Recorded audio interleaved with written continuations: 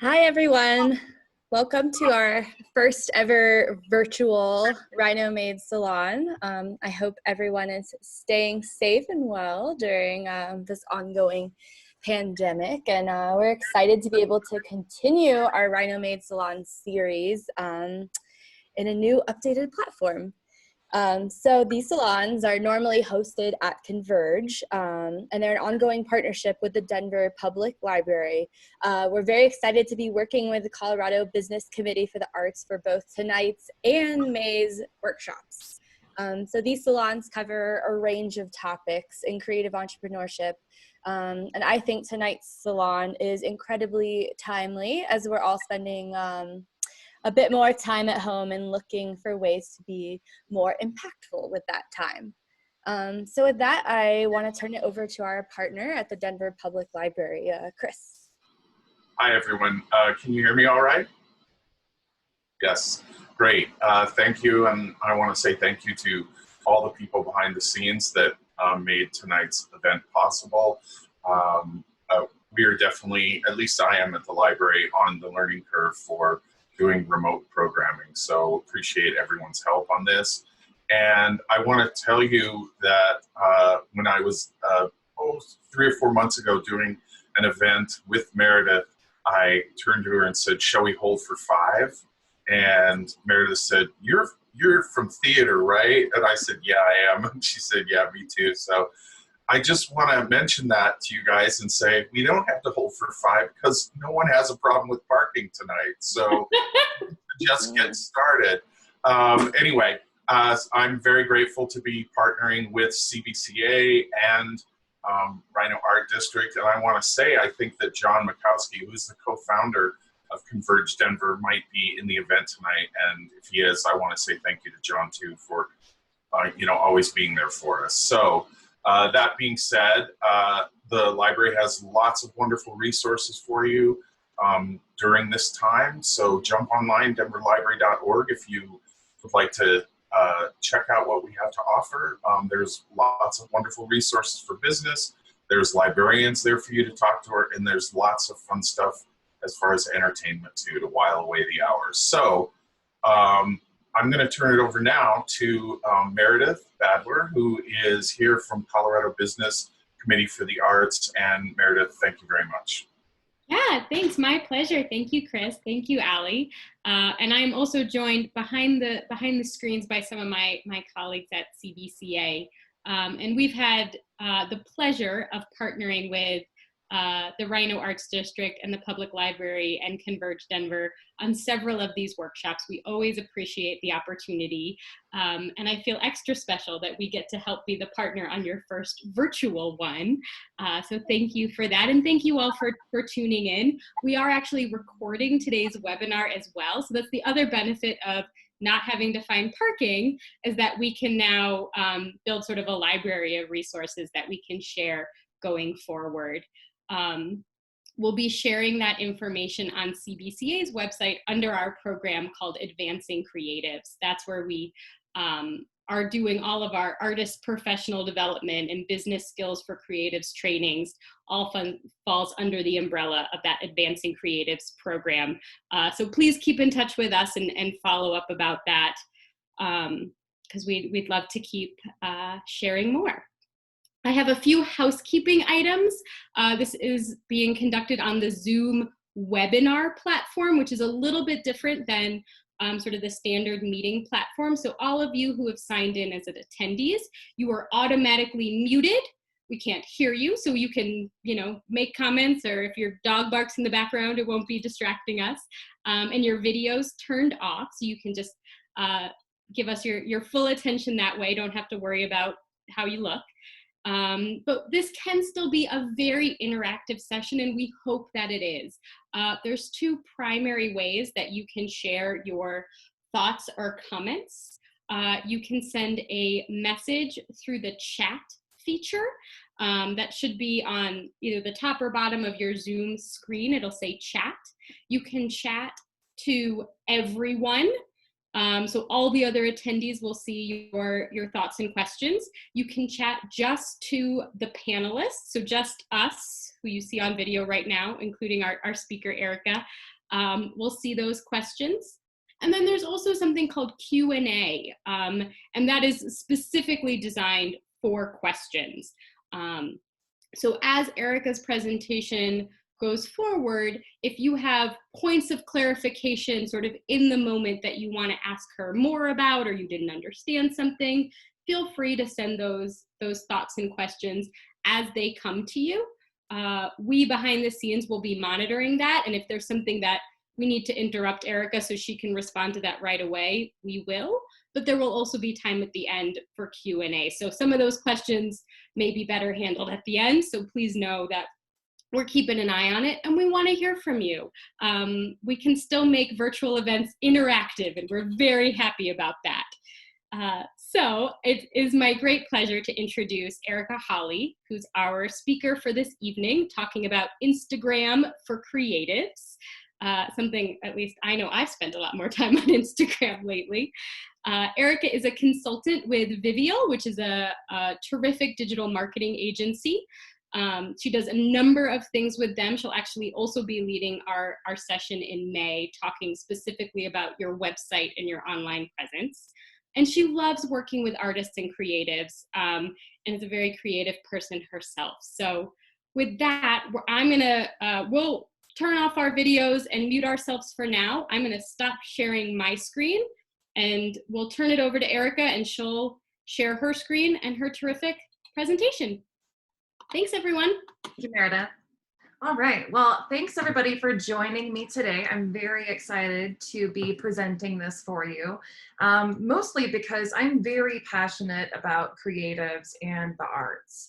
And I think that it's really imperative that we have an opportunity to really connect with people out there in different ways. So for the purpose of today, I want to kind of go through how to use hashtags for your creative business, how to create effective content, how to increase engagement, get people liking, sharing, commenting, a little bit about Instagram insights, and then some tips, tricks, and tools that I use to make it just a little bit more simple. Very quickly, just a little bit about me.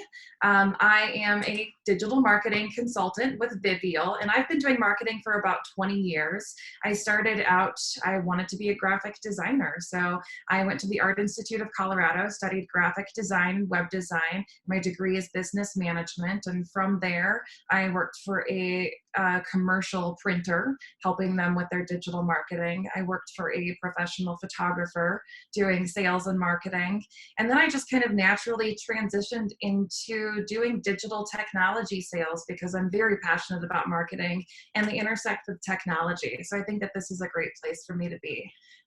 You'll see I have two dogs. They're both Great Danes. One of them usually sits in the office chair behind me. I think she was in here just a little bit earlier. I call her my teacup Dane because she's little, but she's still very giant. And the one person that's not pictured is my husband, who just brought in a nice box of wine for me. So hopefully you guys are enjoying it as much as I am. Just to really jump right in, I think that some of the most important things that people need to understand for leveraging Instagram for your creative business are hashtags. So hashtags are basically a way to discuss topics or conversations in a way that they can be organized. And there's a lot of different ways that you can actually leverage and search for them. So this is a pretty interactive presentation. I just want to note that it is pretty introductory. I'll be going over the very, very basics of a lot of these things. And if you have specific questions, I'm more than happy to dive into those during the Q&A as well. But this is where on your home screen, you'll see that you have the home button, a search button, your add to your feed, your likes, and then your profile. People can search by hashtags and they can follow hashtags. So it's really important for you to have relevant hashtags for your creative business out here. For the purpose of today, I actually started with Denver artist as a hashtag, and you'll see that there's a couple of different results that come up. First are the top results. These are things that you've probably already engaged with, people that you already like or follow, or individuals that may have similar interests and like similar photos to you. The accounts are going to be accounts that are similar by name as you're typing it out. So if you're looking for somebody specifically, you'll look at the account section. And then the tags is where the hashtags live. And places, of course, are places where the individual photos would be tagged. And this is really important for you to be able to understand how to search and how to navigate back here, because this is what consumers out there are doing. So when I type in Denver artist, as a hashtag, you'll notice that you can follow the hashtag itself. And then whenever you do follow it, you get two options to view. The first option are the top results for that hashtag, and it took me forever to find this other tab for whatever reason, but the recent lives under here, and you can see that they're very different because they are aggregated differently. The recent will be the most recent posts that have been posted with that tag. So as a user who's searching, it's quite common that people will go through and look not only at the top, but browse through the most recent ones to see what's happening, likely in their community or with a relevant topic that they're interested in. One of the things that I really love that Instagram does is when you click on follow, it also recommends other related hashtags or businesses or types of art in your case. So you can see that as people are engaging with these hashtags, it's a great way for your stuff to be found in feeds. The only way for you to be found under a hashtag Denver artist post is for that hashtag to live in your post or your comments. One thing that's really important to creating a hashtag strategy is understanding the most relevant pieces out there and what people are traditionally looking for. Some of the most important, but obviously not all of them, include location, location plus industry like Denver artist, traditional trending topics, or even the type of art or medium that you're using. So I use a few samples here just to kind of show you how typing in different locations or different versions of hashtags can give you different results, because it's recommended that when you're creating your hashtag strategy, you use a combination of high density and low density hashtags. High density hashtags are those that would have many, many posts related to them, and low density hashtags are those that might be just relevant to you or specific to your type of art. So there may not be as many posts that are under that hashtag, allowing you to be found much more frequently with those. There are a lot of do's and don'ts when it comes to hashtags, and this is a pretty brief list, but I think it's important to note that the number one most important thing is relevancy. When people are out there following a specific hashtag, especially if it's relevant to something that they're genuinely interested in and want to engage with, if you use a hashtag that's not relevant, you're going to drive them away, or it's not going to be beneficial to you. For example, the hashtag Tiger King happens to be very, very popular right now. But if it's not relevant to your product, to your service, to your business, to your art, it's not recommended that you use it just so that you can be seen in more search results. Another important thing is to add a variety to your hashtags. So a combination of those before, the location, location plus industry. I've even seen people do things that are specifically related to the piece of art that they're creating, whether it's a color, a shade, a hue, something that's very specific to that image or to that post. That relevancy is what's going to make it work better for you. You also want to use hashtags that users are actually likely to follow. If it's something that doesn't make any sense or it's really, really, really unique, it's probably not going to do a lot of good for you. And it is really important to know that, again, this is going to be one of the only ways that you can be found in those hashtag searches, is to have the right combination of them that represent your art and your business. You'll also want to use hashtags in your stories. And this is something that I actually just learned. You can use a primary hashtag in a story so that your story can be found. And then you can use what are called invisible hashtags just by adding them into the text through your stories, and also have up to about 10 of those be found in your stories as well. The other thing that's really important is just to make sure that you're following and researching hashtags that are relevant to you and your audience and staying on top of that. You'll want to mix it up quite a bit. For the don'ts for your hashtags, you really want to make sure that that variety comes in a lot of different ways. And you want to make sure that you're not using the same grouping of hashtags in every single post.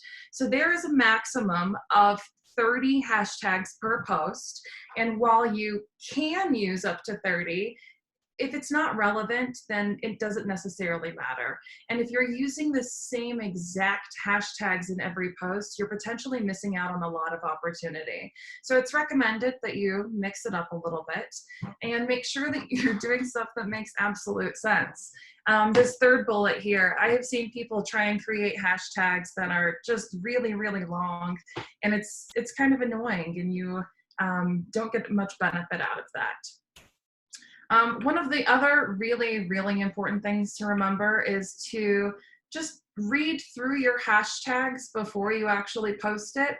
I think one of my favorite and one of the most common examples out there was Susan Boyle, if you remember, the American Idol singer. This is something that is seemingly innocent and very, very normal, but it turned out to be quite a tragedy for her. So just make sure that you're reading through your hashtags, and if you need to, use camel case, which is uppercasing the words as they need to be. Content is something that I genuinely hope all of the creatives would be just incredibly natural at creating.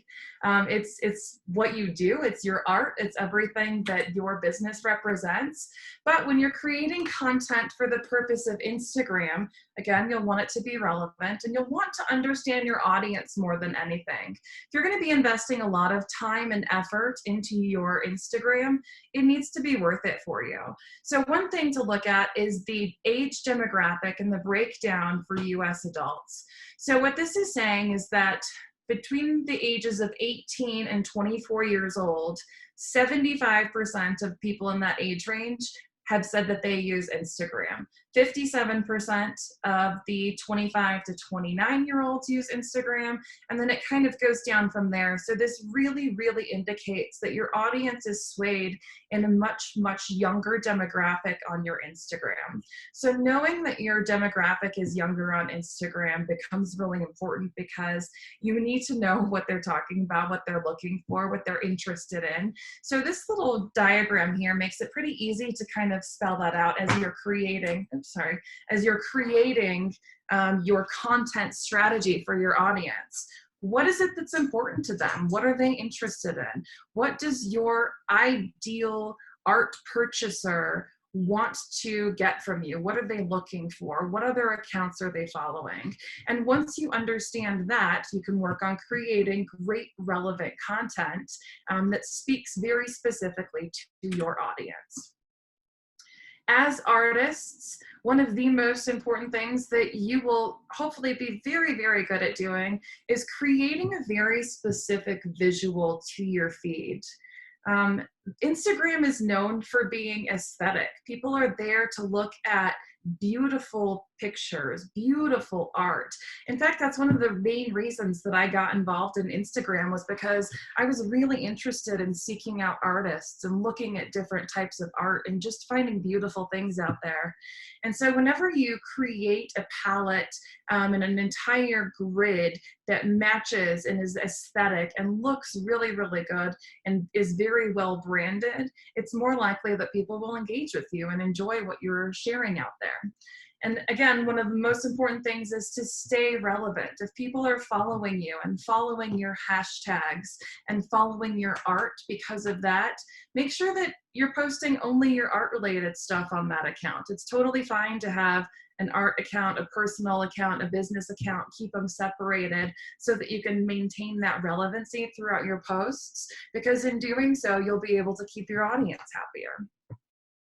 Another thing that you can do for your content, if you are in any way struggling to create it, is ask for user-generated content. User-generated content for artists, I think, would be wonderful, because it's you asking people for staged photos of your art in their house. Many of you may probably have heard of the Octopus Initiative, which is done by the museum, where they have these great pieces of art that are curated, and they're allowed to go into people's homes and be hung and displayed for several months at a time.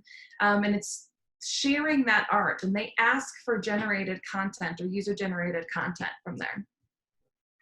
Another thing that you could do for content is contests. That's asking people to participate by liking and sharing. Maybe it could be a sample or a small giveaway or a nice print of a piece of your art, a great framed photo. Getting people that are already interested in what you're doing to then share it because they want to win it is something that can really generate a lot of excitement around those types of posts. Your content strategy should also allow a story to be told. And it's important that, again, it is consistent, but I'm going to keep coming back to it over and over. Relevancy is one of the most important things, and making sure that the aesthetics in that relevancy are speaking to your target audience. One thing that I think, and I added this last bullet point in here very specifically for my creatives out there, because as a creative, if I don't have a calendar and a specific strategy, then it can just seem overwhelming. And I was talking about it earlier with regards to even this presentation. As a creative, I'm a perfectionist and I want everything to be absolutely perfect. But in reality, we can't always expect that. And as creatives, one of the things that we can do to kind of help mitigate that fluctuation, inconsistency, is to just develop a strategy or a calendar. And in doing so, spelling out the different things that you want to do with your content in advance can help you think of the photos or think of the pieces or think of the hashtags that you want to create for that. When it comes to the don'ts for content, obviously, don't use blurry images. Don't use images with a ton of words and copy on it. In fact, there's platforms out there that won't even let you post content that has too many words on the photos. But remember, again, Instagram is all about aesthetics. Your feed needs to look good. You want to put the best of the best out there on your feed on a regular basis and make sure that it's really nice images. You also want to, and it depends on how you're posting and sharing to your Instagram.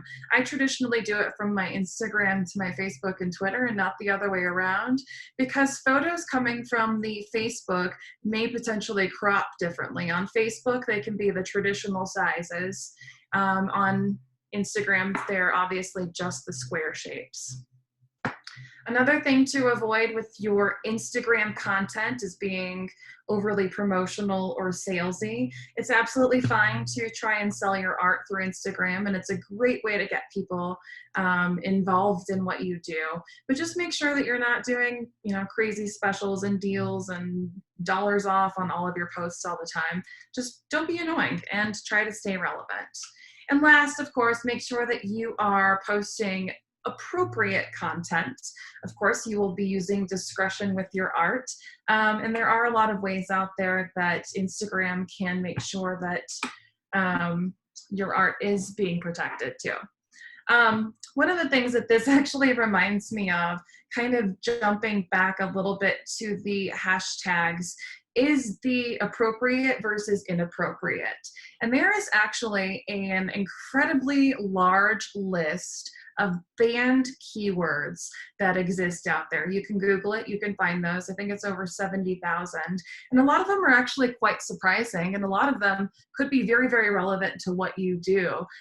One of the reasons that I find it surprising, the hashtag woman is something that is banned by Instagram. So if you are an artist and you do a fine art rendering of a nude woman, nude woman would not be a hashtag that's allowed. So understanding the hashtags and understanding what you can use is going to be very, very important.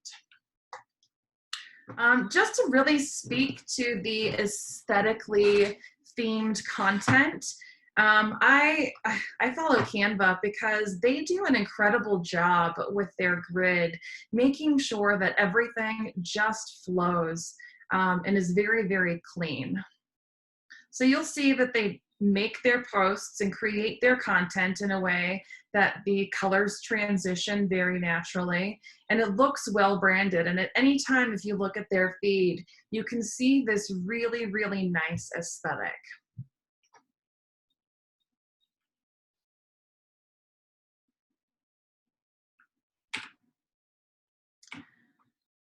Another one that I found just here locally, actually, yep, here it is. Grace Street Studio. I followed this account for a long time just because I happened to come across one of her posts from following a hashtag and really just love the aesthetic in the feed.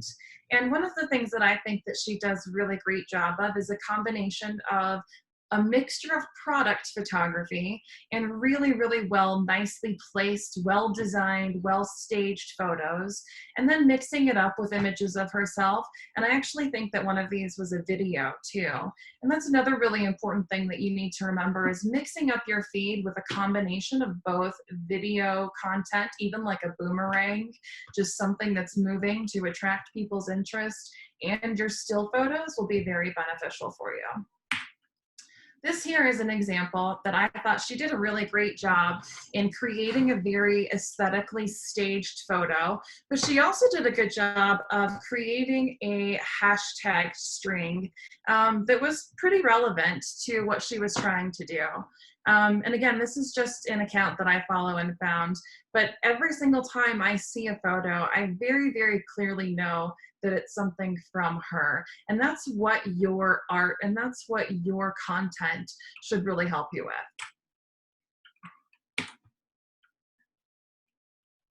All right, so for engagement, this is just getting people to like and share your content, making sure that they're following it. And one of the best ways to do that is actually just to follow and like other accounts that are similar, relevant, and local. If you're following accounts and you're liking and you're engaging on posts that are relevant to yours, other people will see that. You can tag, share, and it just creates this ongoing circle. But it's really, really important that you're out there actually looking for and searching for those. I think it's another great way to do hashtag research as well, is by going out and looking at what some of your peers are doing and trying to figure out if their audience is relevant to you. If so, what are the hashtags that help make that relevant? In order to drive a little bit better engagement, it's also important to post to your stories daily, I think, if you can. To be fair, I think that's a lot. I personally can't post to my stories on a daily basis. It seems like an awful lot. And your feed should be created with just the curated content. So you want to think of your stories as something that you do in the moment, something that's very relevant to your art, probably the process or behind the scenes. A lot of those things could be great for stories. While your feed, again, is going to be the very, very well curated aesthetic content that matches your brand and style. Mix it up with videos just to create that kind of dynamic image. And then using the timing, and we'll get into the insights a little bit later, schedule your posts at time when your audience is actually out there on Instagram the most. As a creative, I put this list together. The very first bullet point, I think, was more for myself than anybody else, but it's a great point because not everybody's going to like everything and you can't take it personally. However, the more relevant you are with your content and your art, the more likely people are to actually genuinely engage and like what you do. But it's okay if everybody doesn't. You might get people out there that leave comments and don't like what you do, but that's normal. Just make sure that from an engagement engagement standpoint, you are being professional with those responses, trying to take that conversation offline if you need to. And Instagram or Facebook or any of those places out there where you are engaging in those conversations, it's really important to make sure that you're keeping emotions a little bit more separate, because while this is art, while this is something that is very, very emotional, for most of you, it's a lot like your business, and you want to make money doing this, and you also have to protect your brand out there. So just make sure that when you do engage, you are responding to people in a very polite and professional manner. Another just reminder, do not post content that's absolutely not related. If it's something that is just completely outside of your brand and scope, maybe it's something that's a little bit better left as a story instead of a post, so that you can maintain your aesthetic feed. And also just remember to check your insights and metrics, because they'll tell you a lot about how people are engaging, what they're engaging on, when they're engaging, and that can help you also modify your strategy a little bit. So jumping into insights, I think that Instagram has a great tool and resource for you. However, if you want to be able to access a lot of the additional insights, you have to have your account set up as a business account. If your account is not set up as a business account, some of this may be limited. You may not be able to see some of these details. You can always change your account back and forth between business and professional, and that's something that I can help walk you through if you need to in the future. But for your insights, these are the basics. Your reach is the number of unique views, the number of people that had eyeballs on it. The impressions are the actual people that saw the post. Saves are people that use the bookmark tool and actually save that later. Engagement rate is a combination of likes and comments, followers times 100. Audience, growth, and then traffic. So these are all of the major components for the insights that are on the back end. And here you can actually see, oops, I don't know if that didn't load properly or not.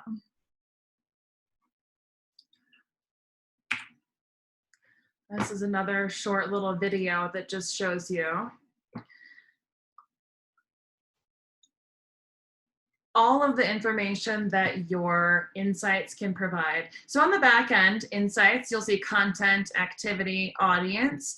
This here on this audience tab is where you can dive in to see how many people are following you, unfollowing you, where they're located, their age range. And then down at the very bottom are the times when it's best to post. And you can see it scrolling through here for the stuff that I was posting on this particular account. The best time was between 3 and 6 p.m. traditionally.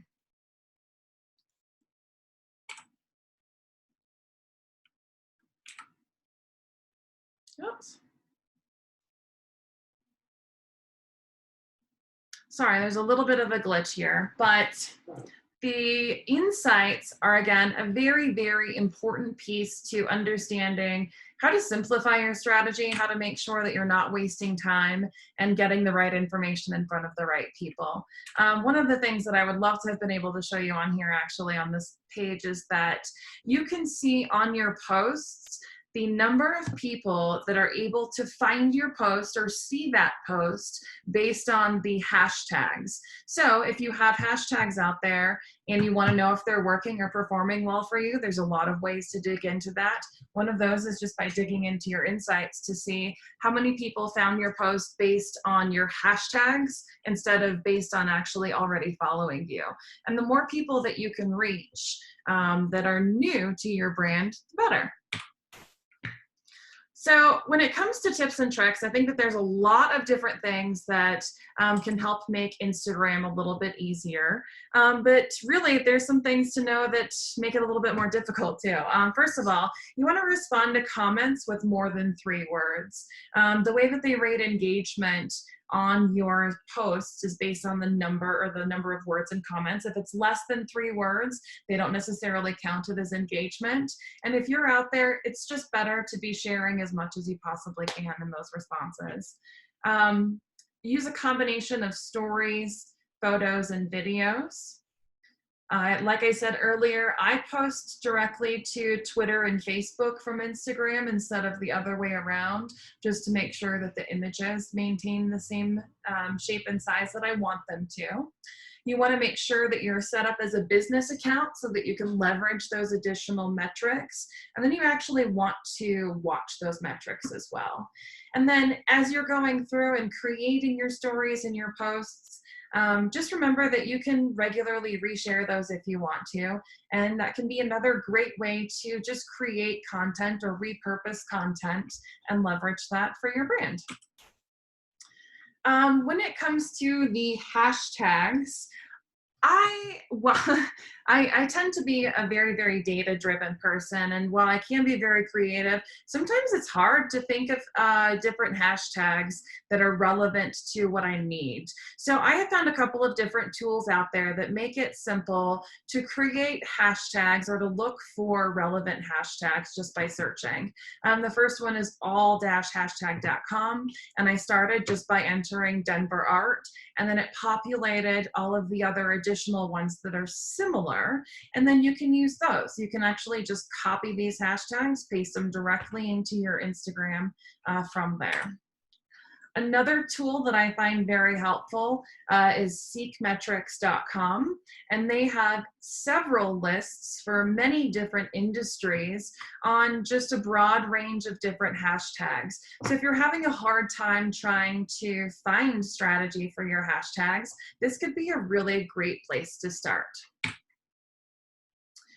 And one of the tools that I have been using recently, it's totally free, there are paid versions of course, is later.com. And the reason that I like this is because it just shows some even more information into the insights on the back end. So if you're really trying to look at how to grow your Instagram strategy and you're really interested in following those hashtags, there's a really great analytics piece here that tells you which are your top performing hashtags and your least performing hashtags, and how people are engaging with them. So this is another tool that I think is very, very valuable in the industry.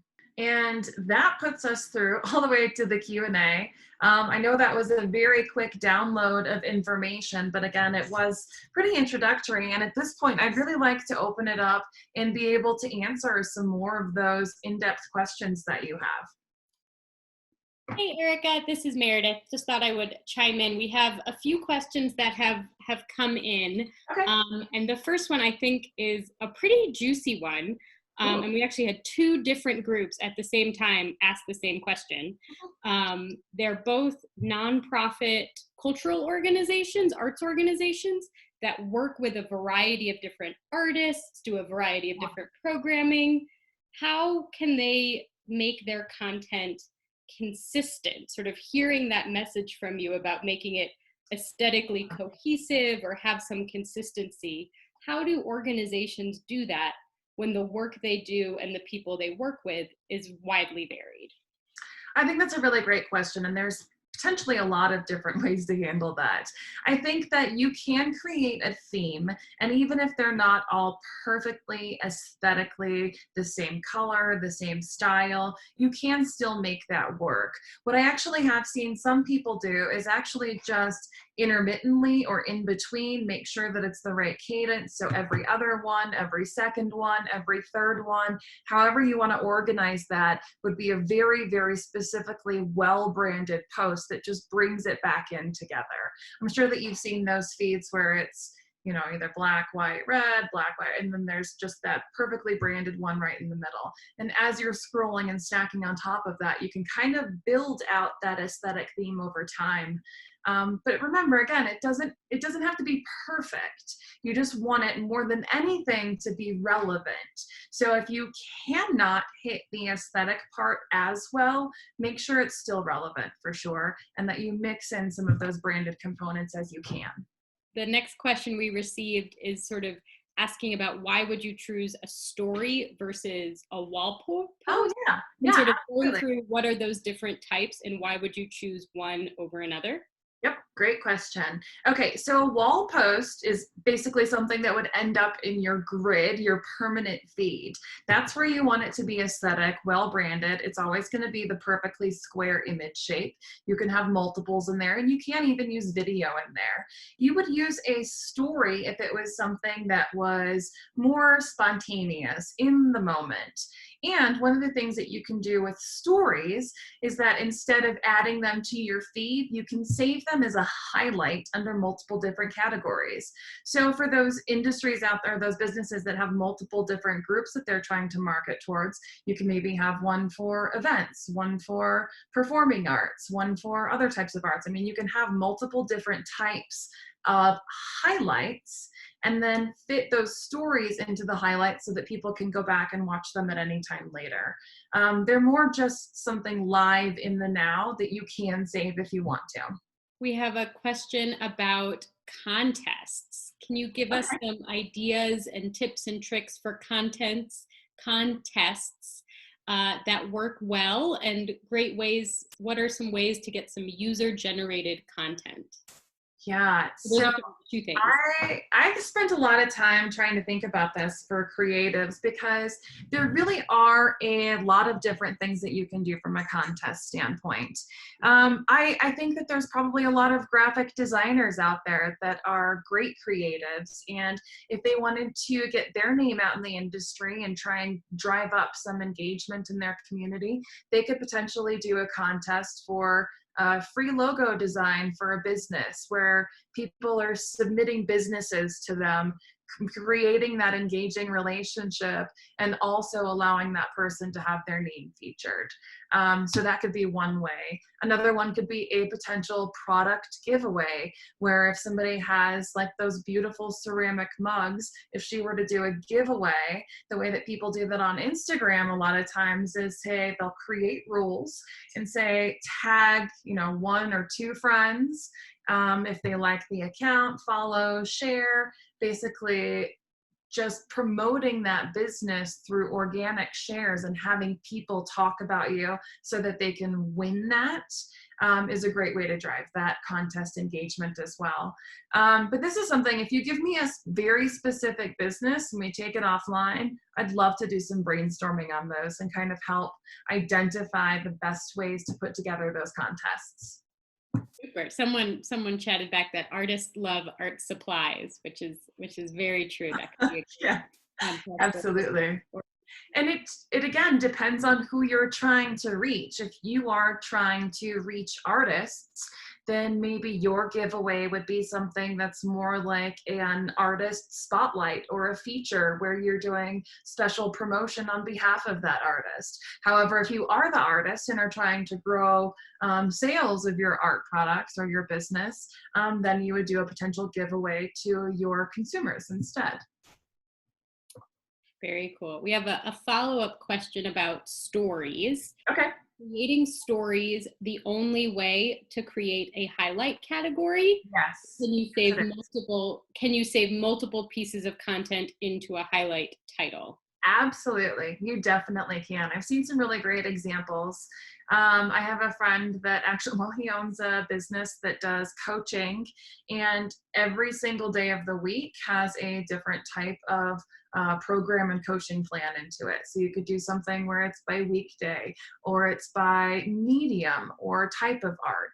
And you can have, I actually don't know if there's a limit to it. I mean, I've seen hundreds in there before, but that's something that I can definitely follow up on and see if there is a maximum number that you can have in there. But you can have multiples for sure. And it's great because you can go in and just, flip through them as quickly or as slowly as you want to, as somebody that wants to watch and re-consume that content at a later time. Terrific. We have someone who wants to know if you can use the Instagram desktop, or if you have to post all the material from your phone.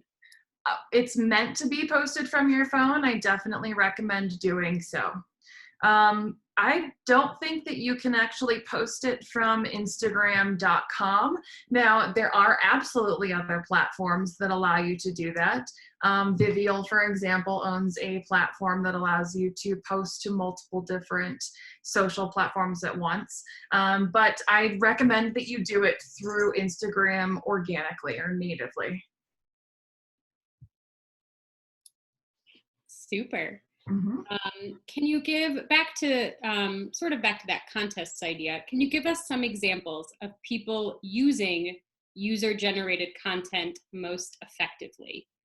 One of the examples that I gave earlier was the Octopus Initiative. I think that they do a great job of whenever they place a piece of art into somebody's home, they'll ask them to create a really nicely staged picture of that art, and then they'll take that and share that and use it. I think that's a great way to leverage that. Other ways that you could do it are if you're a clothing designer, people wearing your clothing. If you are somebody that creates wonderful sculptures, then pictures of your sculptures within people's homes. I think it's really getting people who already enjoy your art, have already purchased it. They're passionate about it for a reason. They bought it for a reason. They love it for a reason. Giving them another opportunity to showcase that can be very exciting for them. So when you're asking, let's just say that you commission or you sell a really nice piece, immediately say, I would really love it if you would do me a favor. It's almost as good as getting a review, and take a picture of my piece of art in your home so that I can share it. A lot of people will be very, very, very happy to do that for you. Very cool. We did have someone sharing their own ideas of posting some of your art and inviting your followers to draw in their own style or to draw in your style. I think that's one of the other things that I've seen that's kind of come up a lot lately with the whole quarantine is the famous art recreations. I don't know if you've seen any of those, but people are getting really, really creative out there, and they're looking at incredibly famous pieces of art and they're recreating them of themselves. They're dressing up, they're creating these elaborate scenes out of materials and textures and styles, and it's just really, really enjoyable. So I think that could be really fun too. We had two separate people ask questions about how they can grow their Instagram following. Is that best through hashtags, or what other ways can you recommend for people to grow their number of followers? I think that the most important things are hashtags and actual engagement. So, obviously posting your content with consistency and regularity is very important too, but creating a hashtag strategy that incorporates plenty of variety, those high density, those low density keywords, that reaches a wide variety of your audience through multiple posts is going to be one of the most important ways.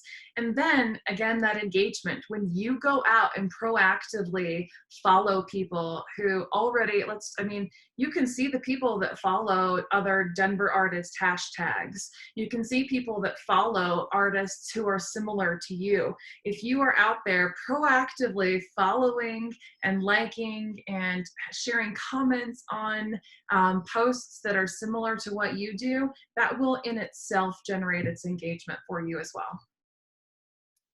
That's such a great point. I think I'll admit, sort of forgetting the rule of social media is you get what you give. That if you're engaging with people, that'll help your engagement with them. Yeah, there definitely is at some points just a tedious nature to going through and liking photos, because every time you go out and you like a photo, that person, that brand, they see that you like it and they can instantly follow you or see your profile.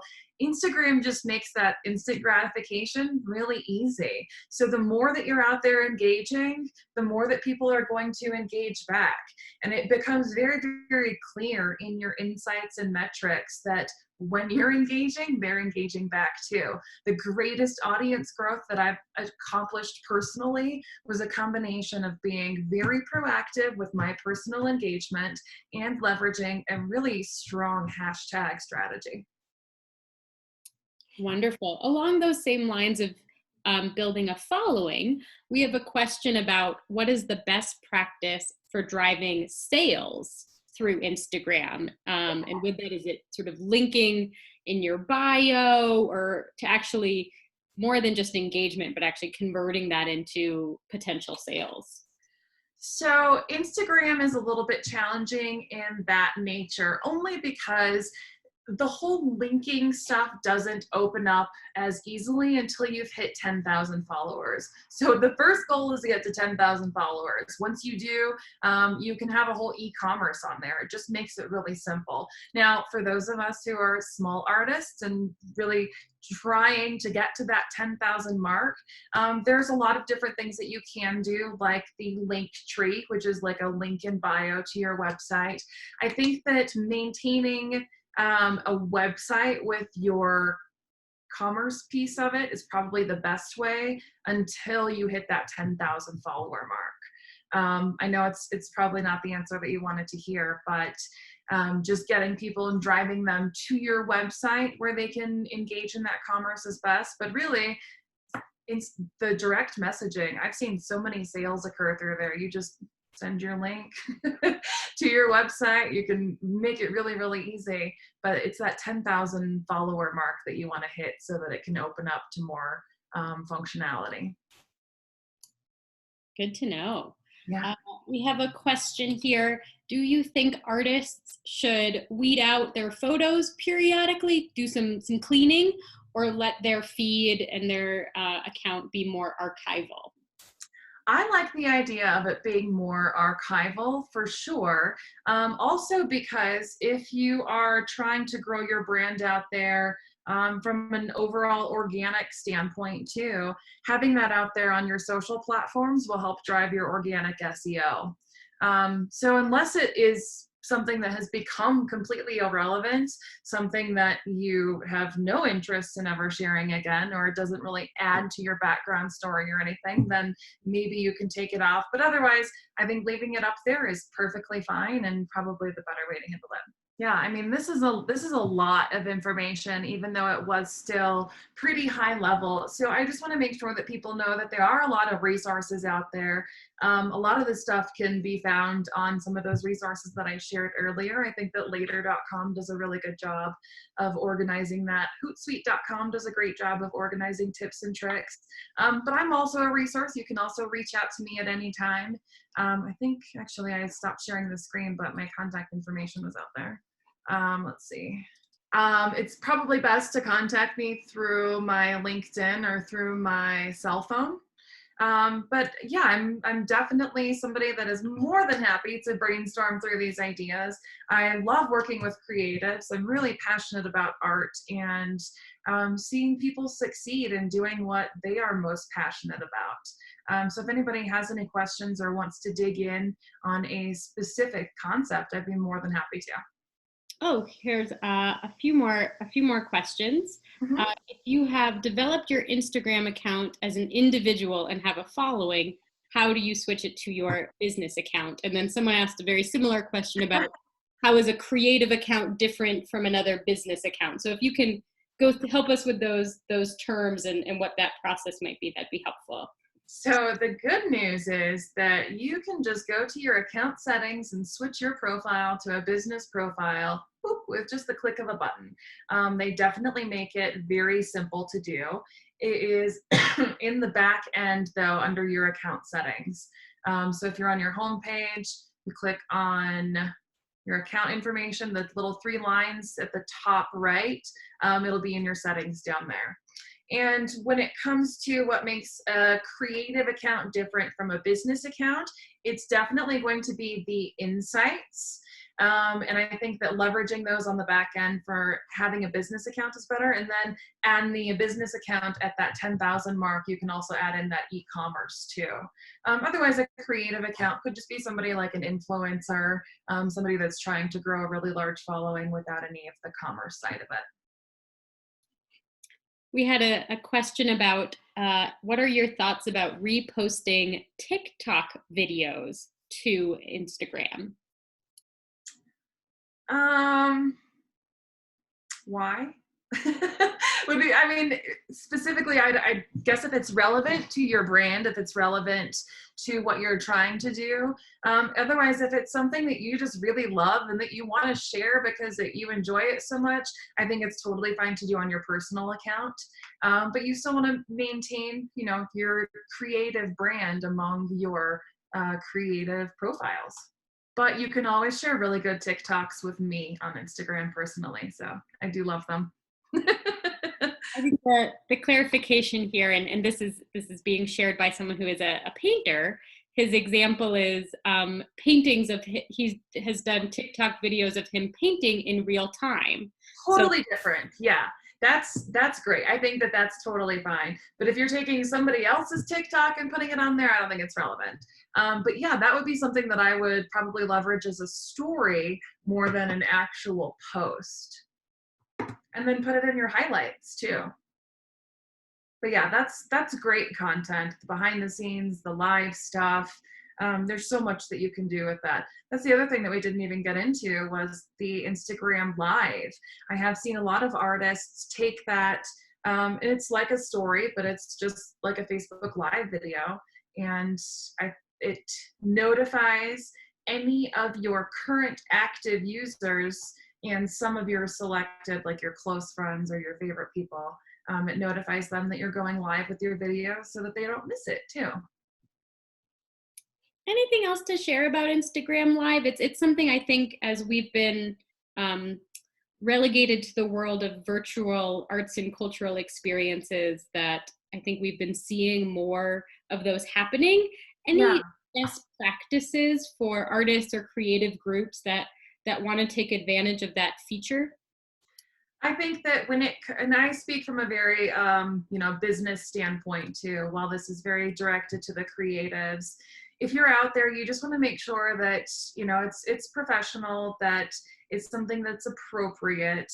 And my biggest advice is just make sure that everything in your background is, clean and tidy and what you're expecting, because there is no taking that back from that point. And people can watch those live videos for about 24 hours after you've posted them, in most cases. So I think that if you are leveraging them, it can be a great way to engage your community. You can even lead up to your live post with stories or other marketing to get people there.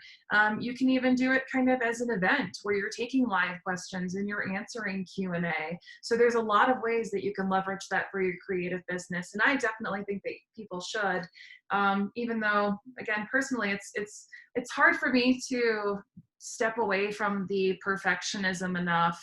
I think I tried like 3 or 4 times to create a story about just this webinar before posting it today. So, I think it's that perfection issue with the live stuff. But as artists, you should absolutely be using that. People want to see that, and they enjoy that vulnerability. One other question here. If you already have several Instagram accounts, is there a way to merge them down to one account and merge your followers as well? I don't know of any way to merge your followers. I kind of wish that were the case for sure with some businesses that have potentially merged. But I know I don't think that there is an easy way to do that. And really, I think that the maximum that you can have on a mobile device is 6. So for the clients that I manage, I find myself logging in and out of multiple accounts. So hopefully they will fix that in the future. But currently, I don't know of any way to merge your followers. Don't see any more questions coming in. Pop back on video. Thank you all for joining us tonight. Oh, there's everybody. Hey, Allie. We are thrilled to be able to bring this presentation to you virtually. As I mentioned, it will be recorded. It'll be available through CBCA on our website, which we're really excited about. And just thank you to Erica. I know we're all virtual, but I'll give you applause. Thank you. Yeah, I'll tell you, it was a little bit unusual not having that dynamic engagement going through every slide, because I normally present this in person. So thanks for bearing with me. As my first time is your first time. Thank you. I appreciate it. Just want to jump in and say thank you so much, Erica. That was wonderful. Good. Thank you. So much good information. I hope that everyone on here has some fun, playing and trying out the tips and tricks while we're all stuck at home. And thank you, Meredith, CBCA, and Chris with the library. I just also wanted to say that on the RiNo website, we're keeping track of what all the businesses and artists are doing in RiNo, but more specifically, we have a listing of virtual exhibitions that are going on in RiNo too. So if you can't get enough of this virtual stuff, you can also hop on there and tour through some galleries and online Instagram exhibitions as well. Terrific. We actually, CBCA as well has a list of some of those virtual arts experiences, which include some of the things happening at RiNo, as well as some resources to help artists and creatives and cultural organizations through this challenging time. We have another webinar with RiNo in the public library and Erica coming up in May. I think it's May 12th. That Yes. sounds right. Another Tuesday about your website. And then CBCA also has one on Thursday this week on managing your business during this time of pandemic, talking about, it's with a bunch of attorneys, so a little less creative, but very relevant. And then another one on April 22nd, talking about how to manage your cash flow and some tips and tricks for handling your finances during some uncertain times right now. So those are some of the things we have coming up as well. Any other final thoughts before we sign off? I just want to say thanks to everyone for putting this together. And Erica, it was a fantastic presentation. Thank you so much. Thank you, Chris. It was a pleasure. Great job. Have a good night. Bye. All right. Night. Everyone.